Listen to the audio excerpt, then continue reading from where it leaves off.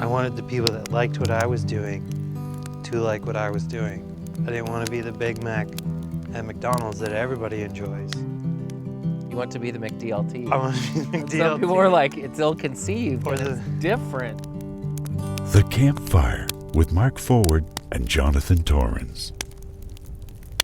Being a stand-up comic is like a referee in that it's one of very few jobs in the world that just by showing up at work, there is a risk of getting booed.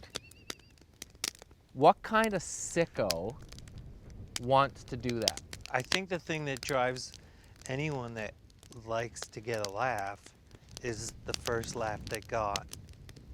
And that drug drives you through all the worst things. The weird thing about stand-up is you have to do your job in the worst circumstances first. And then once you've figured out how to do the job, then you are doing it in front of the easiest circumstances. By the time you're doing your own shows, people have obviously bought tickets to come see you specifically. Yeah. So there is no, I wonder if they'll like it. They know what they signed up for. My second show out of Ontario was in Prince Albert, Saskatchewan, in a bar. And Prince Albert, Saskatchewan has 5 prisons. So I'm doing the, hey everybody. And a guy comes in late and I think I know everything. And I'm like, hey, what are you doing here late? And he's like, oh, I got into a fight outside. I'm like, oh. Is it your birthday? That was a whole like a race war that was happening in the parking lot. Oh. And I was like, well, I don't have the tools for that. And then I brought up Steve Patterson. I was just like, You were not equipped to handle that. no. But that's a tool I then learned, but now I don't need. To start doing something like that, Yeah. are you naive about what it takes? Are you overconfident in your material? No one in their right mind would think, I think I'm ready.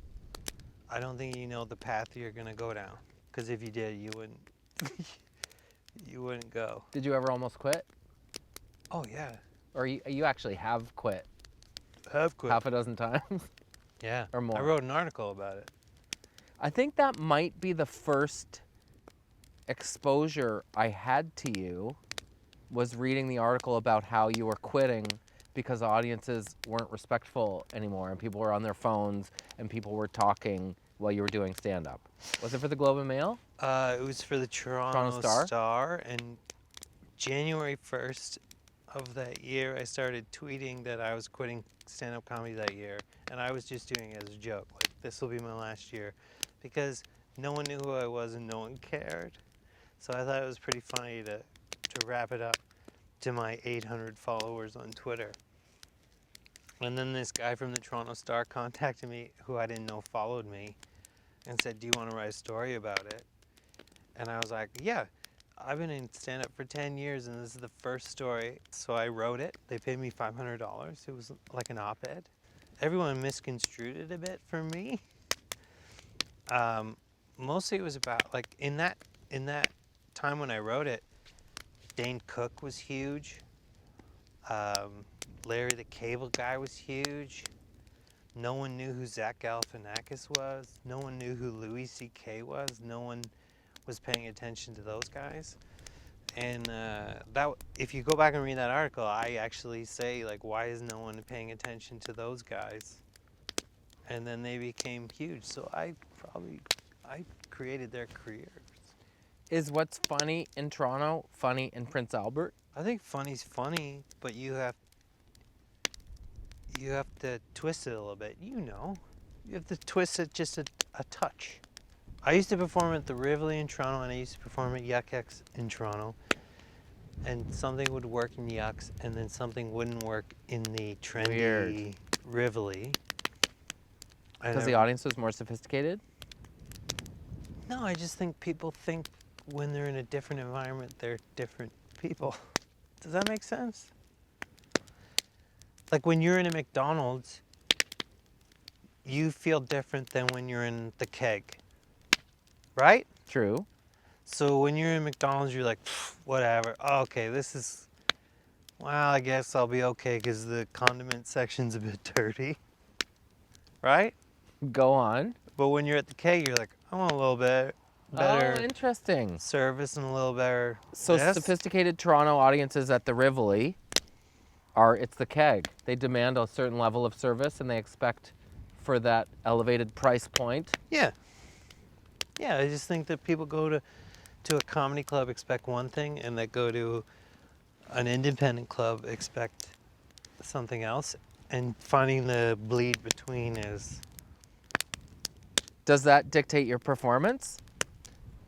No, Like, are you it like, all right, I'm used going to. to slum it down, I'm going to dumb it down? No, it used to, but then you just find it's just a little tweak that people don't even notice you're doing. This That's was a all. little tweak I noticed in your performance. Okay. You when went, are we getting to questions about you? This is my tactic. Yeah, I know it is. And I do the same one. Do you? So Clearly I do it's it coming. better. If you want to keep coming at me, it's just going to come back Twice as hard? twice as hard. I think there was a point in the last few years when you went from, if the audience doesn't get it, what's wrong with me, to if the audience doesn't get it, what's wrong with them. And that is a level of swagger, for lack of a better word, or confidence in your own craft. Yeah. Did you feel that? Or is that a conscious decision you made? I was in Edmonton at the Yuck Yucks there. It was a terrible place, casino.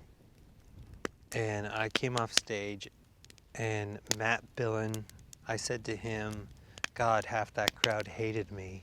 And he said, then you're doing something right. And then from that moment on, I was like, yeah, because I didn't want to make them all laugh. I wanted the people that, I wanted the people that liked what I was doing to like what I was doing. I didn't want to be the Big Mac at McDonald's that everybody enjoys.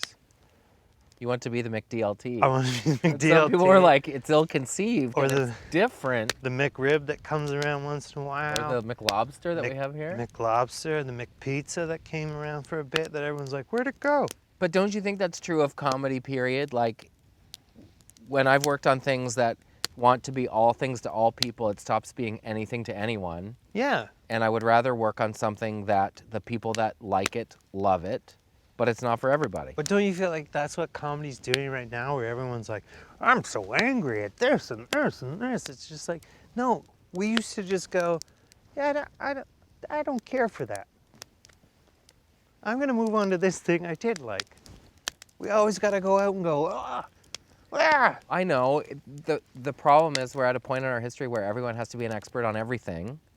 And so people feel the need to weigh in and give their personal criticism on everything. Yeah. Like, Right. you know, on Twitter, you're on Twitter. Have you ever written out a tweet and then gone almost to send it and then go, oh God, I'm gonna get 45 garbage answers to this, and then Sure. you don't interact the way you might have just been like, Right. what are you getting out of that? What are these people getting out of that? I don't know.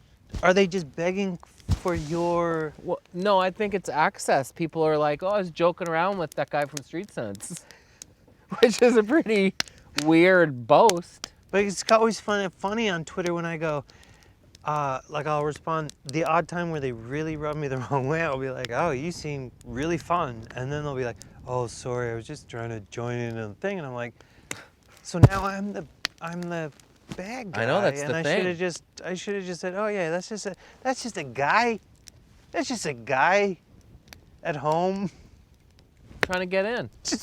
just saying something. Yeah, he's just trying to hang. Why do I want to hunt him down You don't. and murder him? But I do. I know. Like, my first instinct is like, do you know how long I spent wording that joke? And then you're like, or what if, do you know what I mean? Like, once a reply starts with or, Or what about, I just want to go, I want to find your address and I want to murder you and your family. That's my first instinct, and I know that's wrong.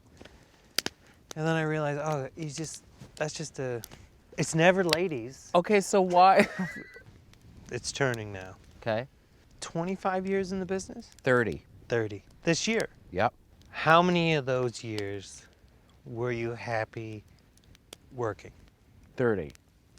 Fuck off. I think that's the first fuck. It's how I'm wired. It's how I'm wired. And the truth is, You're full of shit. I'm not. If No one's gonna buy that. Like, if you're selling that, no one's gonna buy it. Here's the thing. I say that for a few reasons. One is because I think fundamentally, those of us that work in this industry, if you're making a show and it's with 4 people or it's with 400 people, you still show up. You still get some kick out of it. When I started out working on Street Sense and I would get to carry the tapes, take the raw tapes to Winnipeg to shoot a story about illegal curves on hockey sticks and come back with the tapes with material on it, that was really a buzz for me. Yeah, that's 30 years ago. Yeah, but it's still a buzz for me. So what about the other 29 and a half years? Well, up until tonight, I've enjoyed everything. This is the one thing.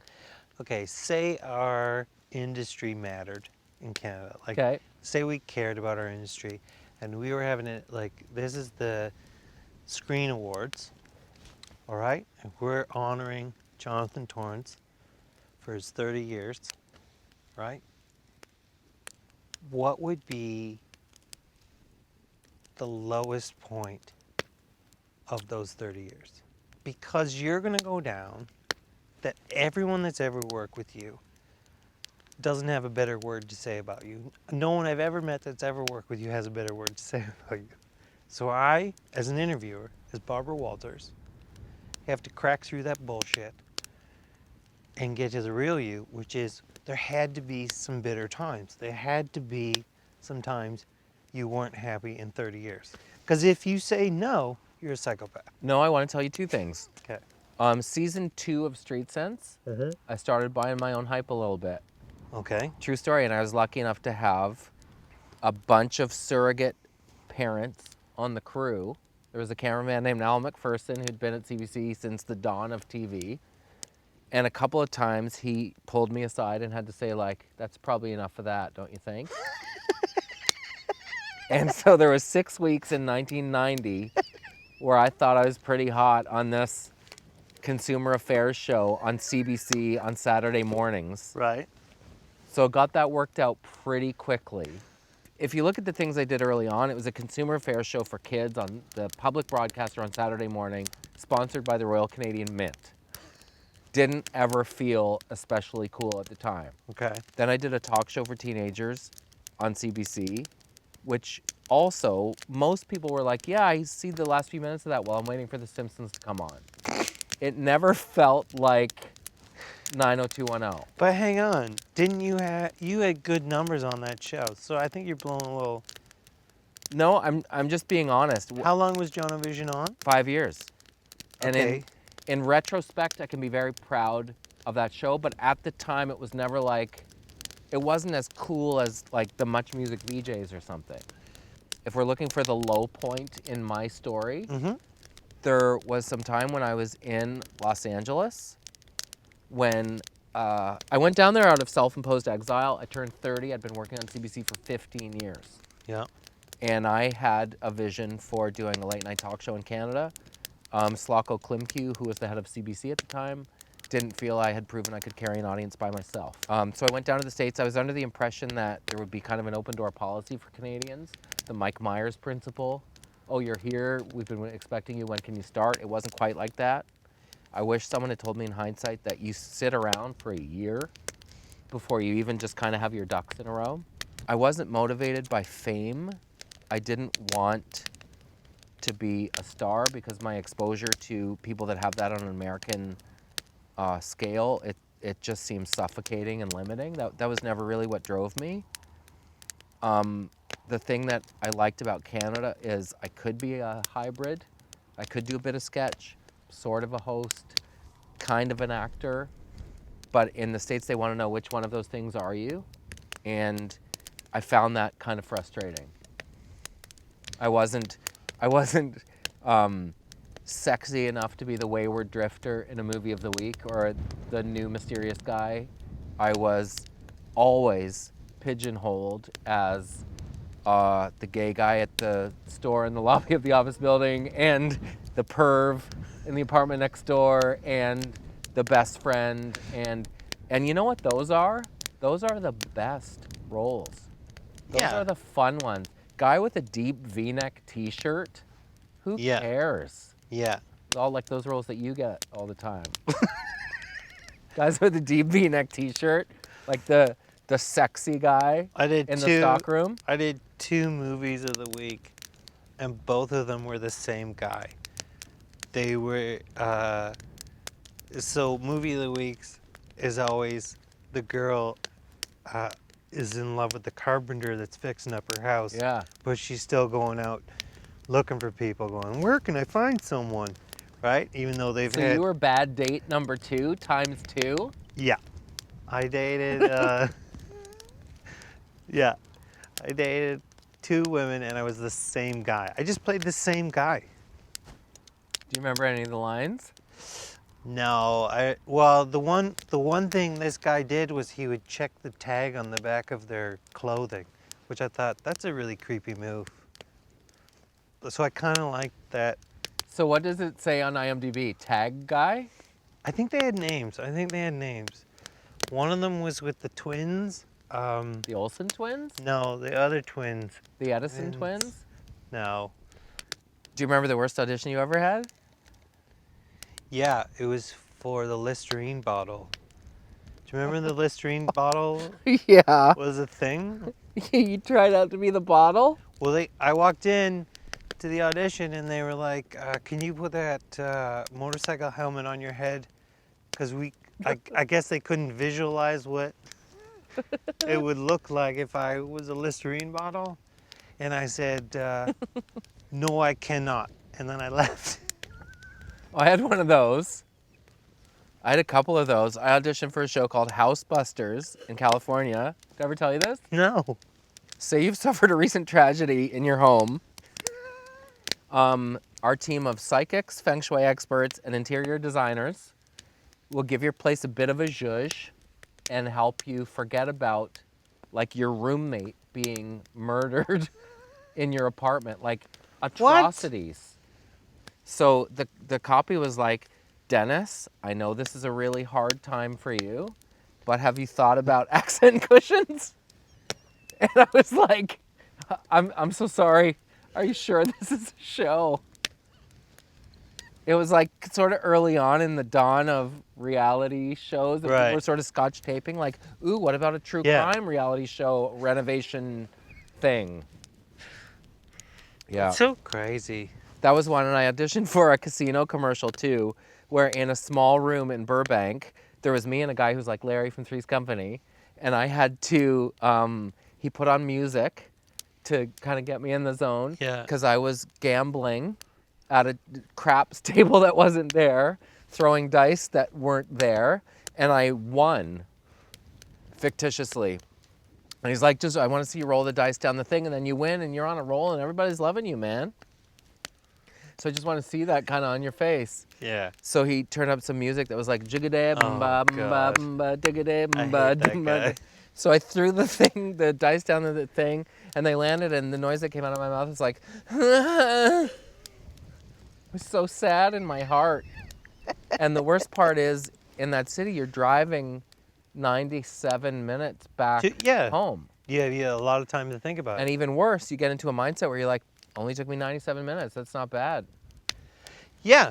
Well, I learned that too, going back to the Prince Albert gig, because it was 6 hours to Regina, where you can think about, well, there's another one tonight. I'm doing it. I did so many commercial auditions, and so many of the directors were barefoot. So many. Why? I don't know. I think they thought. Were they eating ramen behind the table, barefoot, I think they not thought making eye that contact? made them seem more credible. I don't know, but they would come walking over in their bare feet and like, you know, those chicken wings you're eating. Can I just say they're the best chicken wings you've ever tasted? And then you look at her and go, okay. And then they'd walk back in their bare feet behind the camera.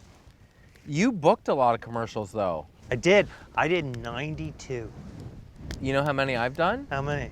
0. Really? Yeah, and the thing that I realized about commercial acting is you have to be a good actor.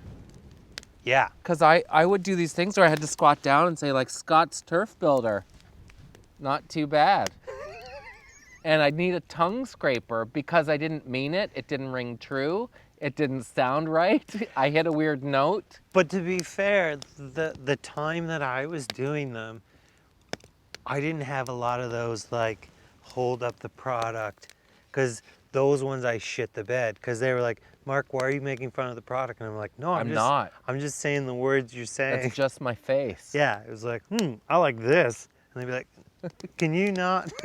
Can you not judge the product? Like, I like encouraging, this. though. People that can take a sip of Diet Sprite and go, that's a skill. It's a skill I don't have. No, I don't have it either. But I think part of the journey is eliminating the things that you're not good at in order to get Totally. what you're good at. Totally. But I was coming up in that time in the 90s, early thousands, where it was all fat guys in commercials walking up and going, woo, woo, and then they go be like, please stop it, and they'd be like, "Daddy," and run out. And that's what I just did. It's 11 o'clock, the lights went out at the barn. They're on a timer. Thanks, man.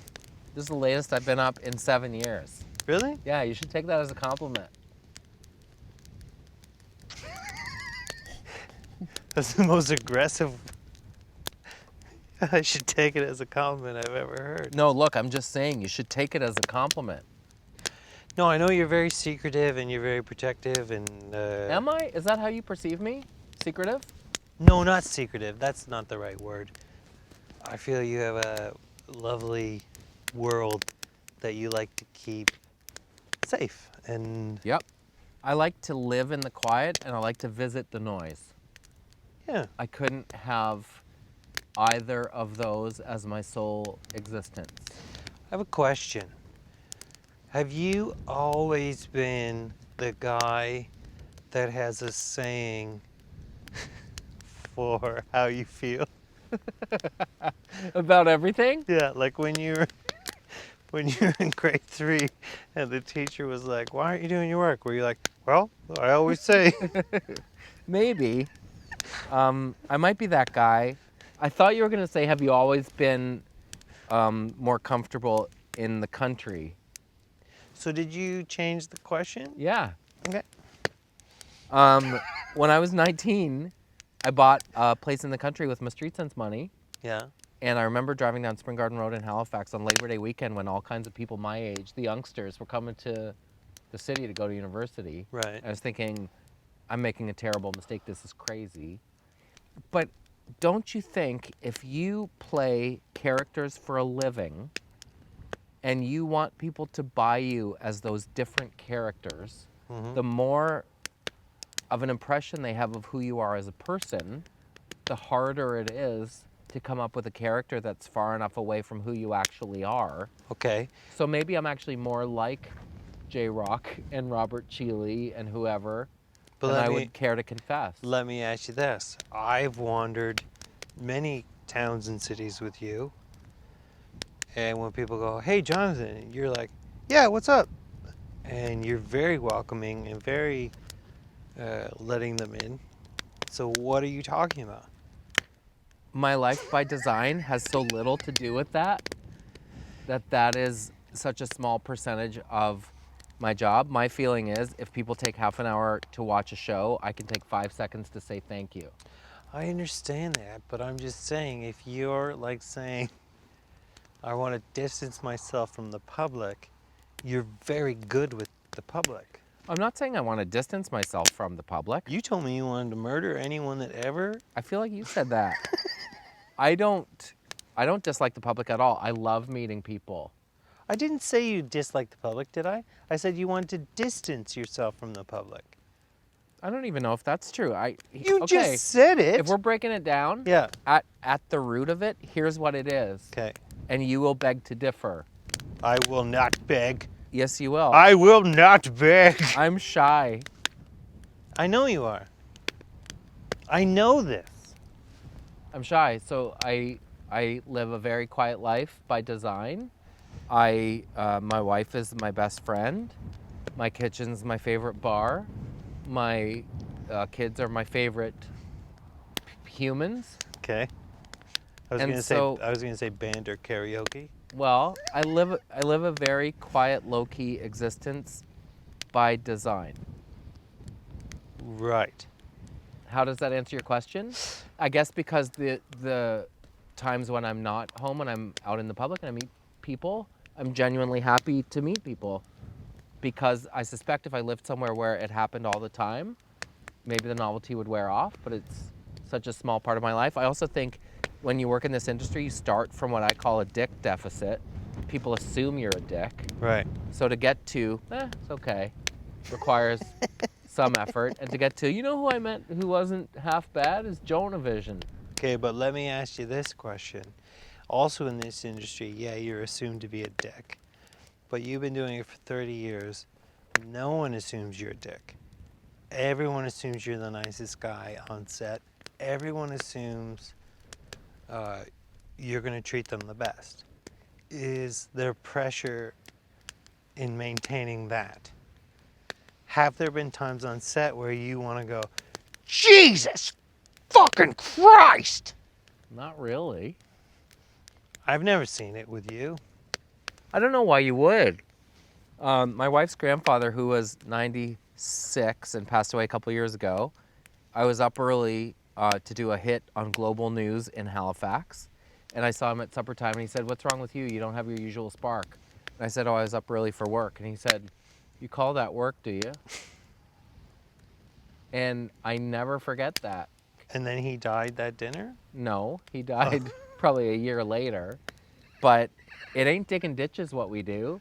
I get that what we do is great. I get we're not coal miners. I get we're sitting by a fire. I get there's a crew over there that's working harder than me and you. I get all that. But I'm saying to you, you've created, not created, you just are this persona of kindness and likability.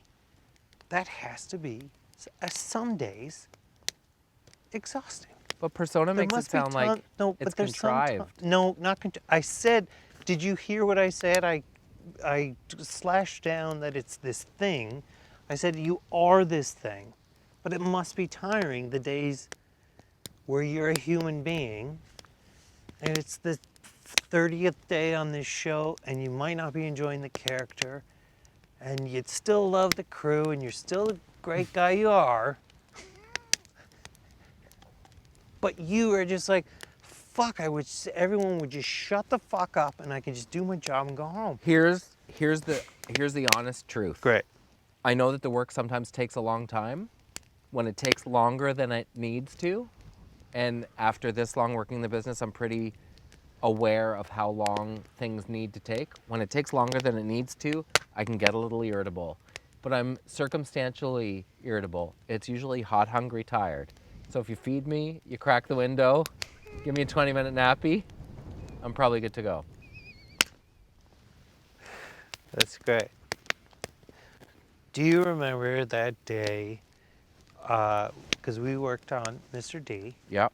and we don't speak of this often, No. just because there's too much shit under the bridge. Yep. But I worked on that show for 3 years.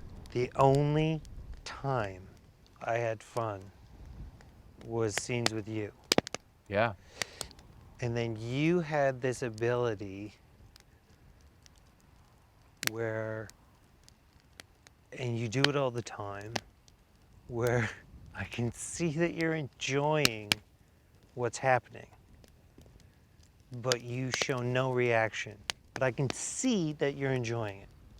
How can you see it? It's something in your eyes, something in you give a knowing look. I can tell that what I did Pleased me. pleased you. But you don't react. What is that? I imagine you probably have the same default, which is when you ply the trade of laughter, your first reaction, or at least mine is, to do the math on what made that funny. It's almost a robotic deconstruction of a joke, Right. of the anatomy of a joke. Why was that funny? What made it unexpected? What made it not cliche? Why was it forging new frontiers in the structure? Which is really sad when you think about it, because laughter is so instinctive. It should be something that just happens. Right. No, I get it. I get the breaking down of. What do you find funny? I find really dark things funny. I remember I was in a class. Alan Gutman was my teacher. I was 25, 24. He was an improv teacher. And he made us do this exercise where he would say a fabric and you were supposed to pretend you're feeling it. Okay? You mean emotionally or texturally? No, you're just sitting in front of the class. So he'd say felt and you'd pretend you're feeling felt. And that's all he told us. And I sat there and I did 3 fabrics, and he stopped me and he said, Mark, you would go to a funeral and laugh that the body's dead. And I said, yeah. And I trusted this man for years after that, because how did he nail me? Based on feeling felt. Yeah, you're feeling felt. You're feeling cotton. You're feeling a sweater. You'd laugh at a funeral. And I was like, yeah. Like, he just got off my face that either I was like, this is all bullshit. I don't like this. This is stupid. And he gave me free improv classes for 3 years when I couldn't afford them. Wow. Yeah, he's a nice man. Funny, because I would say I find silly funny. And I love think there's a silly. lack of silly in the world. Yeah, totally. You deal in silly more than anyone. I love silly. I love silly with a hinge of dark, but yeah, silly's great. Silly is kind of your approach to the world, Yeah, I with a think, side salad of anger. yeah. Yeah, but you're the king of puns. You're the king of... Is that really what it's going to say on my gravestone? King of puns? That's a terrible rap. No, but I think there'll be a lot of people standing around your gravestone. I think mine will be quiet, and that's okay. But your funeral will be busy. I have a song picked out. For your funeral? Yeah, What is it? Your Body's a Wonderland.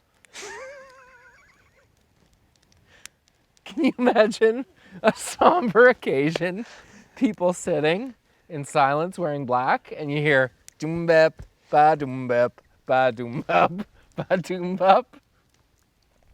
Wouldn't it be so mood lightening? Yeah. Your body is a wonderland. Yeah. What do you really want at your funeral? That's true.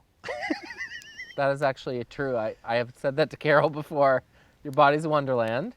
Because Yeah? I think it would just lance the boil of tension and coat everyone in the sweet sebum of laughter. Totally.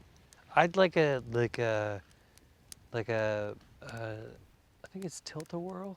Like a tilt-a-whirl out front. So to get in, you have to ride the tilt-a-whirl.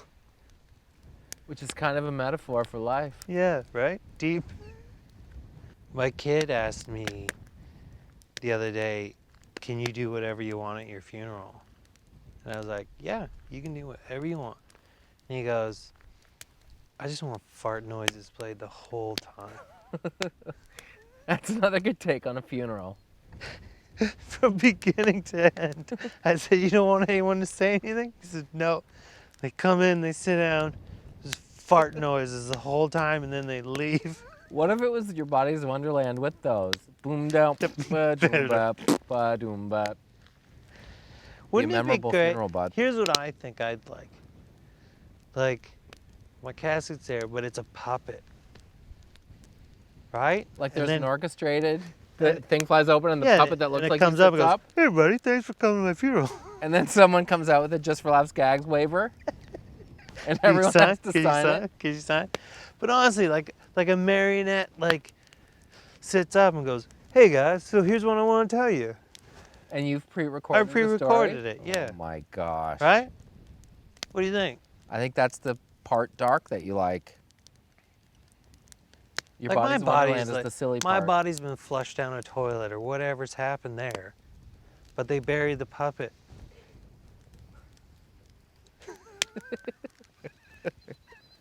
Like we pay for the casket, and they bury the fucking puppet. He What says, size "All right, is the casket? like a human size. Why not puppet size? You're paying for all that extra casket. Well, it's got to look believable.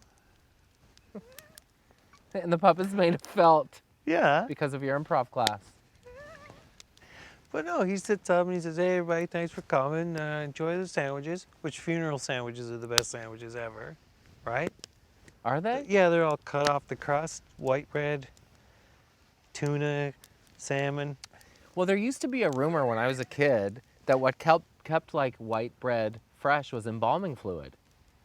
What? So maybe the funeral said business that? and the bread industry are in cahoots. There was also a funeral home in Halifax several years ago that was busted recycling caskets. So you pay for the $5,000 mahogany one, and they're like, "Sure, we're gonna cremate your loved one in a pine box from Home Depot, Wow. and then we're gonna resell the mahogany one." that would be hard to track. That's right? Like, that's probably happening all the time Yeah, because no one's there. that's the thing. We all go off to the. Doom bop, ba doom bop, We all ba go. doom bop, ba doom bop. Who stands there and waits to watch it? No buried? one. No one. Anyway, I think the puppet thing's gonna work. Thanks for watching The Campfire with Mark Forward and Jonathan Torrens. Like I would love my mom outlives me, and she's standing there Why? while they bury a puppet, and she's like, "Yeah, but where's his body?" And no one would tell her. She's like, "But no, okay, guys, the joke's over." Like then the bulldozers, Where's my the son? bulldozer is covering the puppet body, and she's still going, "Seriously, can someone just tell me where he is?" And no one ever tells her. That's the worst joke ever. But what does it matter where I am? She still can go visit the puppet.